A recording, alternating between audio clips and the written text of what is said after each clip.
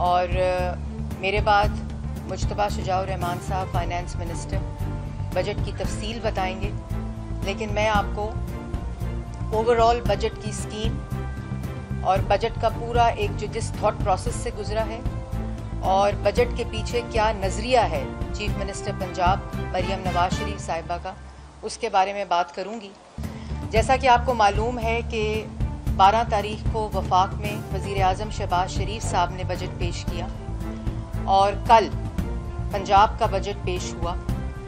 तो आपको एक बात तो समझ आ चुकी होगी कि इस बजट पर पंजाब हुकूमत का नज़रिया है वो रिफ्लेक्ट होता है कि किस तरह मुल्क के अंदर जो मईशत है और जो पाकिस्तान की आवाम है उनके रिलीफ के लिए और मईशत के इस्तेहकाम के लिए वफाकी हुकूमत और हुकूमत पंजाब किस तरह काम कर रही है। और वो नज़रिया इस तरह रिफ्लेक्ट होता है कि वफाक के अंदर बजट तो पेश किया गया है, लेकिन एक पॉलिसी स्टेटमेंट दी गई है कि किस तरह जो मुश्किल फ़ैसले लेकर आवाम को तहकाम देना है। और इसमें आपने देखा होगा कि जब से शहबाज शरीफ साहब ने हुकूमत संभाली तब से एक रिफॉर्म एजेंडा, इकनॉमिक स्टेबिलिटी का एजेंडा, उस पर वो दिन रात काम कर रहे हैं। और इसी तरह वज़ीर आला पंजाब मरियम नवाज शरीफ साहिबा पिछले 3 माह में दिन रात मेहनत करके एक तो मईशत की सिमत दुरुस्त कर रही हैं, दूसरा आपको मालूम है कि 18वीं तरमीम के बाद जितना सर्विस सेक्टर, हेल्थ, एजुकेशन और बाकी तमाम चीज़ें जो डिवॉल्व हुई थी वो उनकी प्रायोरिटीज़ हैं और उनकी अव्वलीन तरजीहात में शामिल हैं। पंजाब हुकूमत ने कल एक तारीखी बजट पेश किया जो कि डेवलपमेंट का सबसे बड़ा बजट है, 842 बिलियन। और उसके अंदर जो सबसे ज़्यादा अहम बात है वो कि प्लानिंग एंड डेवलपमेंट में 530 बिलियन के वो मंसूबे जो डेड स्कीम्स थी, बहुत सालों से चलती आ रही थी, उसको एडीपी से क्लेंस करके जो थ्रो फॉरवर्ड होना था, कैरी फॉरवर्ड उसका बजट होना था, उनको ख़त्म करके ये फैसला किया गया है कि वो पंजाब की आवाम, उनकी तालीम, उनकी सेहत और उनकी सर्विस डिलीवरी के ऊपर खर्च किया जाए। ये तारीख़ में पहली दफ़ा हुआ है और जो तकरीबन 3800 से ज़ायद स्कीम्स बनती हैं। इसी तरह ये बजट कैश बैक बजट है। ये पिछले अदवार की तरह कि एक एडीपी स्कीम बना दी जाए और उसके पीछे पैसा ना हो, ऐसा नहीं है। ये 842 billion cash back development budget of Punjab है। और इसके अंदर जो इम्पोर्टेंट चीज़ है जो वज़ीर आला पंजाब की सबसे ज़्यादा तरजीह में शामिल है वो सेहत और तालीम है। और सेहत और तालीम में सिर्फ आपको मालूम है कि बहुत से अखराजात सैलरीज़ की मद में जाते हैं, लेकिन पहली दफ़ा जो सर्विस डिलीवरी है सेहत की, एक्सेस जो है सेहत की, उसके ऊपर काम किया गया है। और इसमें जो आते ही इनिशिएटिव लिया वज़ीर आला पंजाब ने वो क्लिनिक ऑन व्हील्स और फील्ड हॉस्पिटल का इनिशिएटिव था, और जिसके अंदर अभी तक जब से ये शुरू हुआ 2 माह हुए हैं इसको शुरू हुए हुए, 6,60,000 लोगों ने क्लिनिक ऑन व्हील्स से इलाज का और मुआयना कराया है और उससे मुस्तफ़ीद हुए हैं, और 1,20,000 फील्ड हॉस्पिटल्स जो हैं उससे मुस्तफ़ीद हुए हैं। और आपको मालूम है कि इन क्लिनिक ऑन व्हील्स और फील्ड हॉस्पिटल के अंदर वो तमाम तबी डायग्नोस्टिक्स फैसिलिटीज़ मौजूद हैं जो कि एक हॉस्पिटल और इमरजेंसी में होती हैं, फार्मेसी समेत। तो ये एक ऐसा इनिशिएटिव है जो एक्सेस टू हेल्थ की सर्विस को ना सिर्फ एफिशिएंट करता है बल्कि पंजाब के अवाम वहाँ जहाँ हॉस्पिटल्स नहीं हैं उनकी दहलीज तक पहुँचाता है। और ये नहीं कि सारा इन्हिसार हमारा इन फील्ड हॉस्पिटल या क्लिनिक ऑन व्हील्स पे होगा, बल्कि तमाम basic health units, PHUs, THQs और RHCs की मुकम्मल रीवैम्पिंग का अमल भी इस बजट में शामिल है। और अगर मैं सिर्फ हेल्थ की बात करूं तो 473 बिलियन से 539 बिलियन, 473 बिलियन से 539 बिलियन बजट को इंक्रीज़ किया गया है। और इसमें नवाज शरीफ कैंसर हॉस्पिटल और नवाज शरीफ कार्डियोलॉजी हॉस्पिटल और डायग्नोस्टिक जो कैथ लैब्स हैं उनको भी पहली दफ़ा पूरे पंजाब में उसके जाल को फैलाने का मंसूबा शामिल है। और इसके साथ साथ जो हॉस्पिटल्स हैं उनकी रीवैम्पिंग का अमल शामिल था जब हमारी हुकूमत आई, और हमने बिल्कुल कोई ऐसा काम नहीं किया कि पिछली हुकूमतों की तख्तियाँ उतार के अपनी तख्तियाँ लगाई जाएँ, बल्कि वज़ीर आला पंजाब की हदायत के ऊपर वो तमाम जो स्कीम्स थी, वो तमाम जो मंसूबे थे जो आवाम के फ़ायदे में थे, उनको फुली फ़ंड करके इस साल मुकम्मल करने की हदायत की गई है। और इसी तरह जो तालीम का शोबा है उसके बजट को भी 595 बिलियन से बढ़ाकर 670 बिलियन कर दिया गया है, और इसके अंदर सीएम पंजाब के तमाम इनिशिएटिव्स भी शामिल हैं। और जो एजुकेशन है उसमें पहली दफ़ा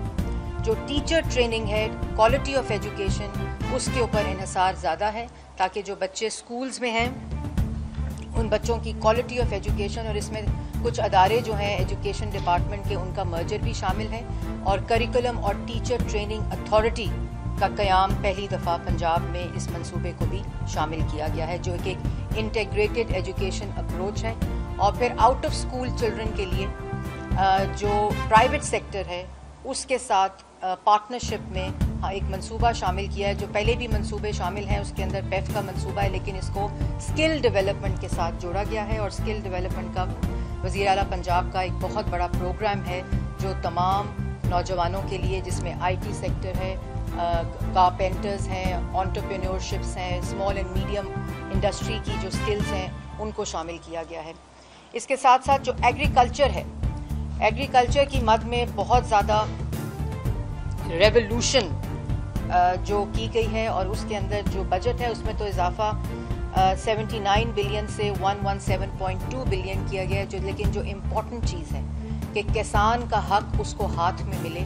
इसमें 10 बिलियन का किसान कार्ड लोन स्कीम शुरू की गई है इंटरेस्ट फ्री,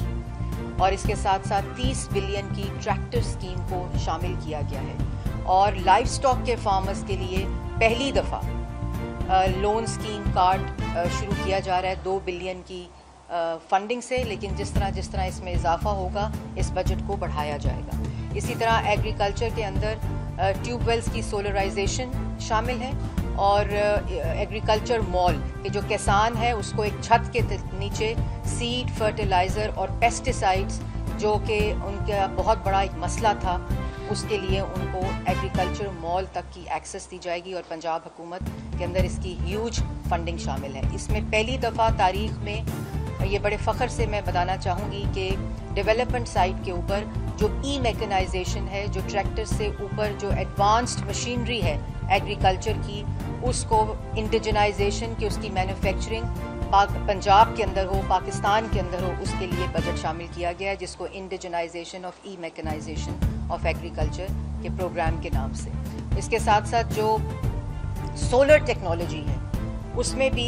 डेवलपमेंट साइड पे फ़ंड रखा गया है कि उसकी भी जो रिसर्च एंड डेवलपमेंट और उसकी मैन्युफैक्चरिंग जो है एग्रीकल्चर सेक्टर में, वो भी पाकिस्तान और बिलखसूस पंजाब के अंदर उसको प्रमोट किया जाए। इसी तरह जो सीड है एग्रीकल्चर में, उसको भी कैनोला सीड, ऑयल सीड्स जो हैं उनकी प्रमोशन के लिए भी इस बजट में पैसे रखे गए हैं, ताकि हम लोग इंपोर्ट सब्स्टिट्यूशन करें और एक्सपोर्ट प्रमोशन ऑयल सीड्स की जो हार्वेस्टिंग है उसके साथ हो। इसी तरह जो लोकल गवर्नमेंट है उसमें पहली दफ़ा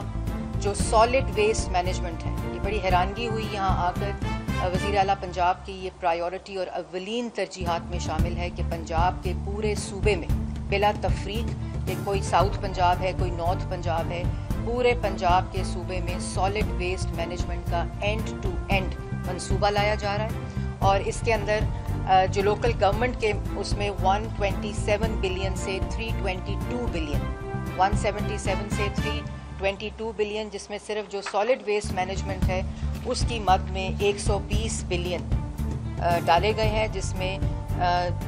जो सॉलिड वेस्ट मैनेजमेंट की पूरी साइकिल है डिस्पोजल तक उसको शामिल किया गया है।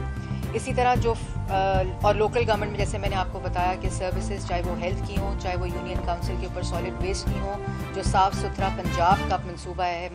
वज़ीर आला पंजाब, उसको शामिल किया गया है। इसी तरह जो फॉरेस्ट, वाइल्ड लाइफ और फिशरीज़ में एक तारीख़ी इजाफा हुआ है, क्योंकि पंजाब की जो डाइवर्सिटी है वो उसके अंदर पहली दफ़ा इतनी इन्वेस्टमेंट की जा रही है और श्रिम्प फार्मिंग और एक्वा कल्चर के अंदर 6 बिलियन की रकम के साथ जो फार्मर है उसको पहली दफ़ा ये इंसेंटिवाइज किया जा रहा है। और अब पहली हमारी जो मंसूबा है पायलट का वो शुरू हो चुका है और अगले साल के लिए हमने 6 बिलियन रखा है ताकि एंड टू एंड जो श्रिम्प और एक्वा कल्चर फार्मिंग है उसको पंजाब के अंदर ज़्यादा से ज़्यादा फ़रोग दिया जाए। और वाइल्ड लाइफ और फिशरीज़ और फॉरेस्ट के अंदर, क्योंकि फॉरेस्ट आप अभी भी देख रहे हैं कि जो जंगलात में आग लग रही है तो हमारे पास वो इक्विपमेंट्स की कमी थी और उस तरह की जो टेक्नोलॉजी है उसकी कमी थी। इसी तरह वाइल्ड लाइफ का आज तक पंजाब में कोई सेंसस ही नहीं हुआ।